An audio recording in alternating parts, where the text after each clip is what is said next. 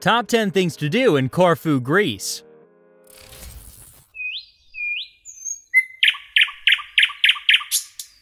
Hey everyone, welcome to our channel. If you're new here, welcome, and consider subscribing to my channel and click that little bell notification below.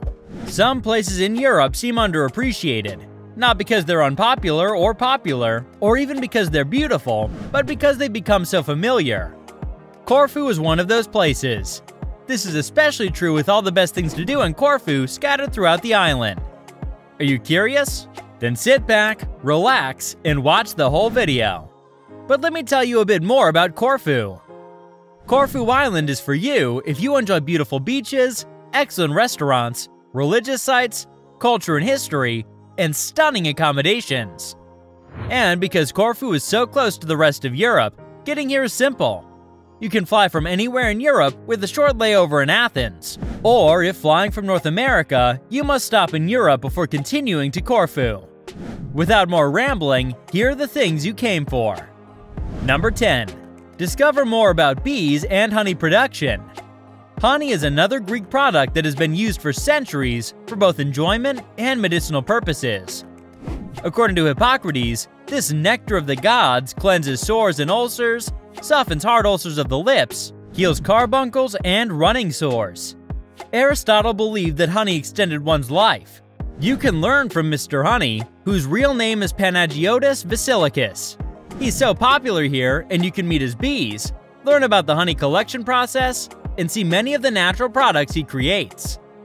This is one of the more unusual places to visit in Corfu, as well as one of the best things to do in Corfu with kids. Don't skip a Mr. Honey day. Number 9. Participate in an olive oil tasting and tour. Corfu Island has over 4 million olive trees, 95% of which are Leonolia varieties. There are a few products that Greeks have used throughout history, and olive oil is one of them. So, learning about olive oil production is one of the most important things to do in Corfu and throughout Greece. Olive has always played an important role in their diet, traditions, and history. Olive groves have long provided people with employment and food. You can spend a lazy afternoon indulging in olive oil and bites of food while enjoying the company of the governor's owners. When it rains, this is one of the best things to do in Corfu. The Governor is a 5th-generation family-run business on the Greek island of Corfu. It produces one of the most prestigious premium olive oils available. Not only does olive oil taste delicious, but it also has numerous health benefits. Number 8. Taste Corfu's delectable culinary heritage.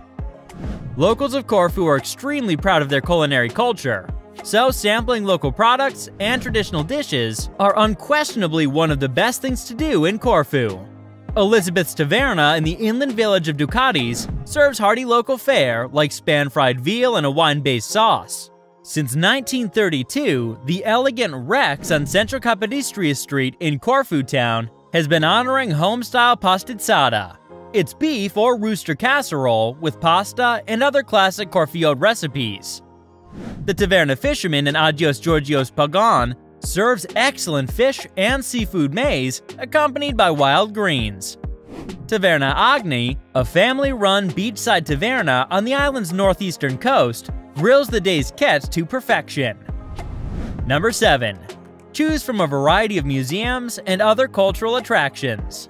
The Corfu Museum of Asian Art, which is housed within the Palace of St. Michael and St. Giorgio, houses some fantastic exhibitions. The Antivoniatissa Museum, housed in a 15th century church, exhibits religious works from 6 centuries of Ionian artistic expression. The Solomos Museum, Kapodistrias Museum, Reading Society, Banknote Museum, Ionian Parliament, and Museum of Philharmonic Society of Corfu are among the best places for culture vultures to visit in Corfu.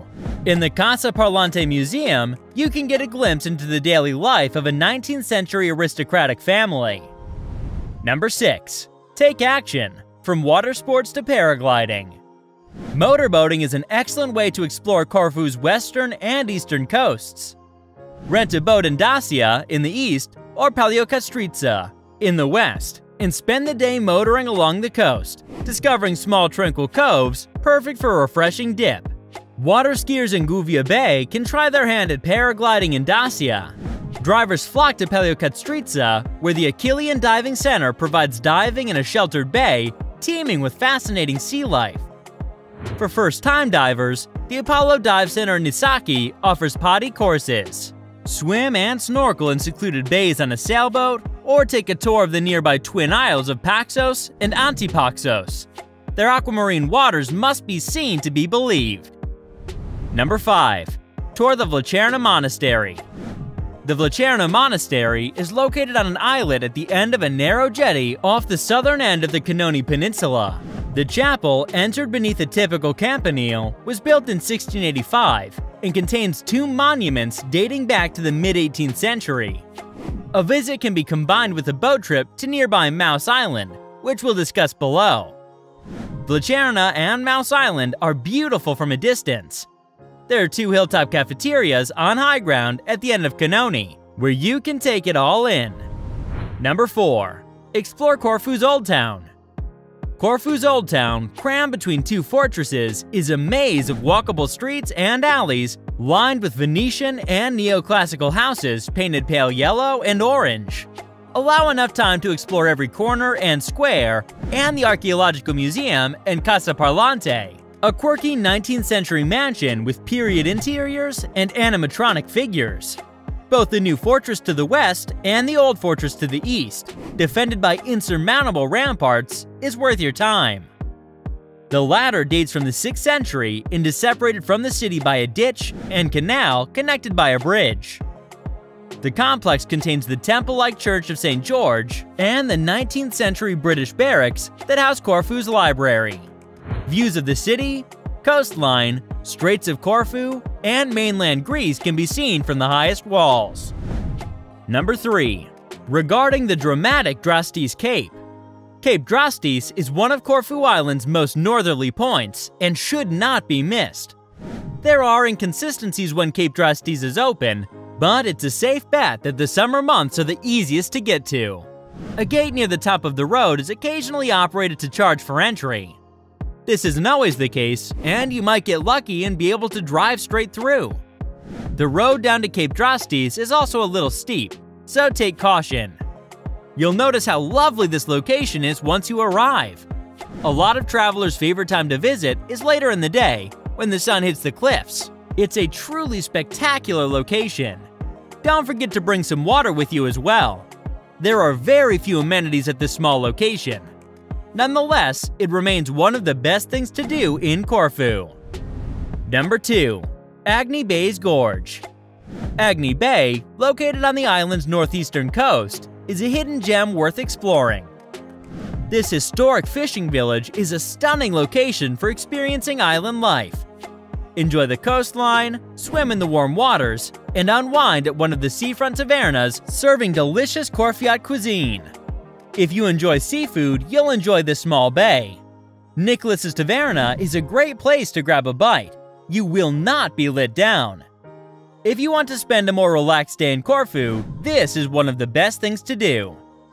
If you want to see more of nearby islands, book these tickets for a fantastic day cruise from Corfu to Paxos, Antipaxos, and the stunning Blue Caves.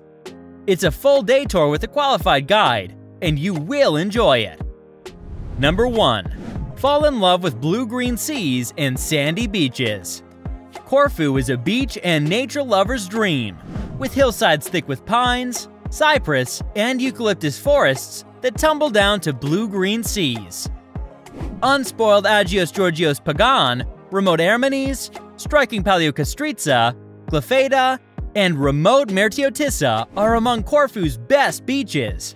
Choose from laid-back Barbati, tiny Kulura, and Dacia in the east, where the translucent waters and stunning mountain views rank among the best on the island. The wild Arcaudalis and bohemian kitesurfer magnet Halikunis are in the south. The Canal de Amor and its impressive sandstone formations are famous in Sadari, located in the northwest. Meanwhile, flamingos and other migratory birds visit the Alikis salt pans and the Carissian Lagoon. So that's all for today's video. If you made it this far, click the subscribe button and hit the bell icon for more awesome content. Thanks for watching.